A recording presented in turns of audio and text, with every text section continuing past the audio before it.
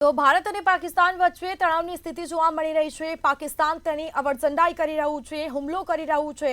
તો પાકિસ્તાને પંજાબના અમૃતસરમાં ડ્રોન લોન્ચ કર્યા છે, જેમાં બાઇકર YAHA કામિકાઝે ડ્રોન લોન્ચ કર્યા છે। તો હુમલા પંજાબના રહેણાંક વિસ્તારોમાં જોખમમાં મુકાયા છે। પંજાબના જે રહેણાંક વિસ્તારો છે તે અત્યારે જોખમમાં મુકાયા છે। આર્મી એર ડિફેન્સ ગન દ્વારા આ પ્રયાસને નિષ્ફળ બનાવી દેવામાં આવ્યો છે। ડ્રોન હુમલાને હવામાં જ નષ્ટ કરી દેવામાં આવ્યા છે। તો આ જે રીતે પાકિસ્તાન તેની અવરચંડાઈ કરી રહ્યું છે, હેતુ નાગરિક વિસ્તારી નિશાન બનાવવાનો હતો। સંરક્ષણ અધિકારીનું નિવેદન સામે આવ્યું છે। જે ડ્રોન લોન્ચ કરવામાં આવ્યા હતા તેને હવામાં જ નષ્ટ કરી દીધા છે। તો હુમલા પંજાબના રહેણાંક વિસ્તારોમાં જોખમમાં મુકાયા છે। જે રહેણાંક વિસ્તારો છે ત્યાં ડ્રોન અને મિસાઇલો છોડવામાં આવી છે, પરંતુ આ દ્રશ્યો જે આપ જોઈ રહ્યા છો તે મિસાઇલો છે તેને હવામાં અને ડ્રોનને પણ હવામાં જ તોડી પાડવામાં આવ્યું છે। ભારતીય સેનાએ જડબાતોડ આ જવાબ આપ્યો છે। અનિતા લાઈવ જોડાયેલા છે। જે અનિતા, પાકિસ્તાને પંજાબના અમૃતસરમાં ડ્રોન લોન્ચ કર્યા છે અને તે જે હુમલાનો પ્રયાસ કરવામાં આવ્યો તે નિષ્ફળ સાબિત થયો છે, મિસાઇલો તોડવામાં આવી છે, શું વિગત?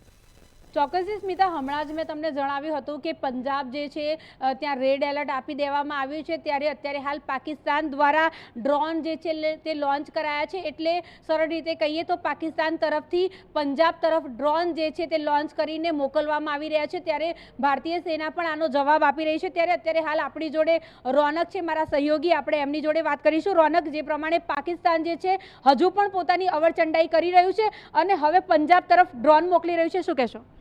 જી બિલકુલ, જે અનિતા, જે પ્રકારે અહીંયા 3 ડ્રોન મોકલવામાં આવ્યું અને જે પાકિસ્તાનના જે રહેણાંક વિસ્તારો છે તેમને ટાર્ગેટ કરી જે સામાન્ય જનતા છે તેમને નુકસાન પહોંચાડવા માટે જે પાકિસ્તાને હરકત કરી છે, ત્યારે હવે આપણી સેનાએ એક સતર્કતા દાખવી અને જે સેનાએ જે ડ્રોન મોકલ્યું હતું પાકિસ્તાન તરફથી તેને તોડી પાડ્યું છે અને તમામ નાગરિકોને સુરક્ષિત રાખ્યા છે। ત્યારે પાકિસ્તાનની જે આ નાપાક હરકત છે, પાકિસ્તાન હાલ સમગ્ર જે ભારતમાં સામાન્ય નાગરિકો પર હુમલો કરી રહી છે, જે સિવિલિયન્સ છે તેમની પર હુમલો કર્યો છે અને આ પર વધુ એક પંજાબમાં આવી જ ઘટના બની છે કે પાકિસ્તાને ઈહા 3 ડ્રોનને મોકલ્યું હતું અને જે સામાન્ય જનતા છે કે જે રહેણાંક વિસ્તાર હતો તેને ટાર્ગેટ કરવાનો પ્રયત્ન કર્યો હતો અને જે લોકો છે કે જે સામાન્ય લોકો છે જેમનો કોઈ ગુનો નથી તેમને મારવાનો પ્રયાસ કર્યો છે। પાકિસ્તાનને ખબર છે ભારત કોઈ પણ દિવસ જે સામાન્ય નાગરિકો છે, પાકિસ્તાનના જે નાગરિકો છે તેમની પર હુમલો નથી કરતું, ત્યારે પાકિસ્તાન આ પોતાની જે નાપાક હરકત છે કે ભારતની જે સામાન્ય લોકો છે તેમની પર હુમલો કરવાનો પ્રયાસ શરૂ કરી રહ્યું છે અને આ ડ્રોનને ભારતીય સેના દ્વારા તોડી પાડવામાં આવ્યું છે। એટલે હાલ જે ખતરો હતો તે ટળી ગયો છે। જી ચોક્કસથી રોનક, જે પ્રમાણે યુદ્ધના નિયમોનો ભંગ કરી રહ્યું છે પાકિસ્તાન અને દર વખતે યુદ્ધ જી અનિતા, તમામ જાણકારી આપવા બદલ આપનો આભાર। તો ડ્રોન હુમલાને હવામાં જ નષ્ટ કરી દેવામાં આવ્યો છે।